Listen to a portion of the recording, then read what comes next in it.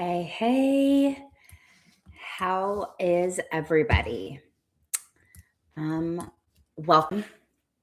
My name is Jamie Duggan, and I am here today. I'm really excited to talk to you guys about the phenomenon of being tired all day and then completely wired at night. So, if you feel exhausted all day long, you're dragging, you cannot wait to climb into bed, and the second you lay down, your eyes they just maybe they're closed, but your brain is going nonstop. And this is unfortunately something that a lot of people struggle with. And I want to explain to you today why this isn't something that you're doing wrong. Your body, it's not broken. Um, it is most likely your timing and your circadian rhythm. So, circadian rhythm is something that maybe we're not so familiar with. Maybe some of you are, but I'm going to dive deep into what it is and how it affects your sleep. Um, and what we can do to help to switch this exhausted all day. Maybe you wake up feeling tired, but then as soon as you go to bed, you're exhausted, but you can't go to sleep. And I'm going to try to show you how and why this is happening and what to fix first. Um, so, first and foremost, sleep is a biological system, it is not a personality trait. So, good sleep doesn't just happen, just like you're not either a good sleeper or a bad sleeper. Sleep is a biological system. So once we understand that there is no such thing as great sleep just happening, and there is no such thing as being a bad sleeper or a good sleeper, the good news is that your sleep is very, very trainable. Unless you have extenuating circumstances, you have sleep apnea or insomnia, clinical insomnia, certain diseases and disorders that prevent you from sleeping, most people can radically improve their sleep with some very simple changes to their life. So, the first thing to understand is that everybody's body runs on a 24-hour clock, and this clock is called our circadian rhythm. And everybody on this planet, every living thing, has a circadian rhythm. Plants, trees, animals, and humans. We all have this internal biological clock. And the clock is dictated by a few different systems, a few different things. The first is light. So, our circadian rhythm runs on signals. The first is light.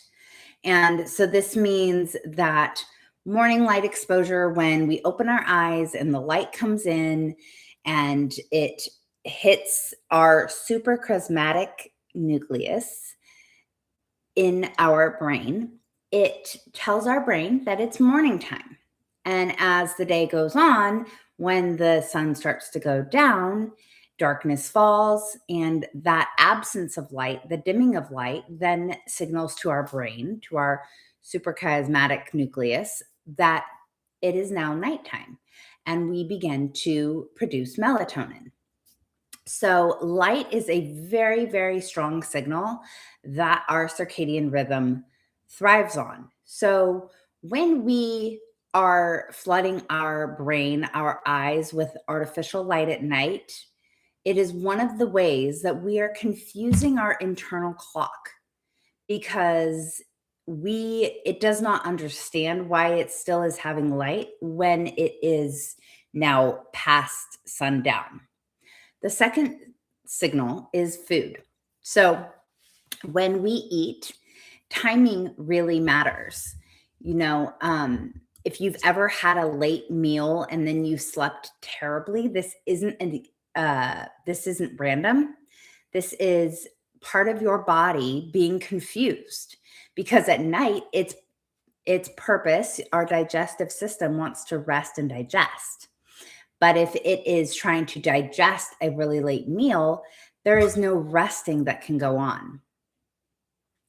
The next signal that our circadian rhythm relies on is our movement, so our exercise. And whether you exercise in the morning, in the middle of the day, or at night, this gives your body different signals as to is it time to be awake or is it time to rest and fall asleep. And the last signal is our stress. So, this is a really big one when we talk about being tired all day, but then completely wired at night, because our stress is largely dictated and affected through our sympathetic nervous system and our parasympathetic nervous system. And the sympathetic nervous system is the fight or flight nervous system. When we are awake and we are aware of our surroundings and we are in high alert, our body is not going to rest, because in our ancestors, they had to be vigilant for predators, for life threatening animals, weather, other people. But in order to go to sleep, we have to shift from this sympathetic nervous system into the parasympathetic nervous system. That tells our brain it's okay to go to sleep, it's okay to rest. So let's calm down and it's time to unwind. So our body doesn't sleep on command. It sleeps based on these signals: the light, the food, the movement, and the stress management. So, why you feel tired but wired? Number one is light timing is off. Now, I want to start this by saying this is not anybody's fault. This is a part of the society that we live in, with screens, with work, with distractions, with artificial light that many of us face. But something that we can do is we want to get morning light first. So, ideally, within the first 20, 30 minutes that you're awake, get sunlight. That light comes into our eyes and it tells our brain it is time to wake up. It is time to start the day. And if you're getting up before the sunrise, that's okay. Turn on a bright light. Artificial light isn't ideal, but it will suffice when there is no sun outside. So say you get up at 5 a.m. and the sun doesn't come up till 6 a.m. Turn that light on. We don't want to ease ourselves into the day, because that's confusing our brain. It's not getting started. Timing our light at night is one of the greatest factors after the morning light exposure that is going to impact your ability to fall asleep quickly, to stay asleep. So in the evening, dim the lights down 60 to 90 minutes before you're going to bed. Because remember, as I said, when our ancestors were living out in the fields and in caves, the sun would go down, the moon would come up, the lights would be dim, which is now sending the signal to your brain that it is nighttime. It is time to produce melatonin. And melatonin is the hormone in our body that tells our brain it's time to sleep. It's time to prepare for rest. Many people like to supplement with melatonin, but supplementing with melatonin is not the most efficient nor effective thing to do for a number of reasons that I'll get into in another video. But the most important thing for right now is that you understand that melatonin, it simply is telling your brain it's time for bed. It's not making you sleepy. We get that really confused. So too many at night, when we have phones and we have screens and we have overhead light, this is delaying our melatonin production, which makes us not sleepy. So if you go from having your kitchen lights on, your office lights on, your phone in your face, and then you go to lay down, your brain, it needs a runway to sleep. So if you go from bright lights or screens close to your face straight to dark, it's going to take time. And you're going to think, I'm having a hard time falling asleep. Why can't I fall asleep? Well, you're not falling asleep because your brain hasn't had time to catch up and understand, oh, it's nighttime. I need to start to unwind. It is safe for me to rest. And now I'm going to sleep. So that's reason number one, that we are tired all day, but then wired at night. We need to give our brain that runway, that dimming of the lights, that signal that says it's time to rest. We're going to decompress. Number two reason that we are tired all day and then completely wired at night is that sleep pressure isn't building. So, sleep pressure is caused by another hormone in our body called adenosine. And adenosine is what builds up in our body from the moment we wake up until the moment we go to bed. And the more adenosine that we have building up, the sleepier we get throughout the day. So there's things that we do that can suppress our adenosine buildup. Things like sleeping in. So you were up really late last night. Now you're going to sleep in this morning thinking you're catching up, but you're just kicking the can down the road because now tonight when you go to sleep, you're not going to be exhausted. You're not going to have that adenosine buildup because maybe you slept in 2 or 3 hours extra thinking that you were catching up from last night. Napping. We want to avoid napping anytime past like 2 or 3 in the afternoon, or ideally 6 or 7 hours before you go to bed. When we nap too close to nighttime when we're trying to go to sleep, we're feeding our brain and releasing some of that adenosine pressure. And remember, we want this pressure, it builds up like a balloon. And then when we sleep, it collapses. So if we let it build till 4 o'clock in the afternoon and then we deflate it down, then it's not going to build back up to the appropriate place in time for us to go to sleep, leaving us laying awake in bed with our eyes wide open. The last part that really messes up your sleep pressure is the inconsistent schedule. So as I spoke about just a minute ago, sleeping in, when we go to bed late one night, we get up late the next morning, then we try to go to bed early one night and we get up early the next morning. Inconsistent timing confuses our circadian rhythm, that internal clock. Our internal clock loves consistency and a schedule. So when we have inconsistent schedules, our body doesn't have time to build up the adequate amount of adenosine, our sleep pressure. So if you're sleeping in and then trying to go to bed early because you're catching up, you're not going to have that adequate amount of sleep pressure. Just like if you go to bed really late and you get up really early, you might be really, really tired, but here's the thing. You think, I'm going to just have an extra cup of coffee because that's going to wake me up. And you're correct. It will wake you up, but it's artificially suppressing the adenosine buildup, that sleep pressure buildup. And what happens is when the caffeine wears off, boom, you have a crash and you are now exhausted. So creating a consistent schedule. Number 3 reason that you're tired all day and then wired at night, but still exhausted is your nervous system is still in go.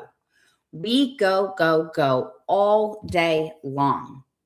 From the moment you wake up, your brain goes into alert mode. So our cortisol, which is our stress hormone, starts to raise. Now, our cortisol is not a bad hormone. It's only harmful when there's an excess amount of it. Cortisol serves a very important role. When we're driving down the freeway, we need to be in alert. We need to know that the car is coming, into our lane, that there's a person crossing the sidewalk. We need to be vigilant that, we don't burn our hand on the stove.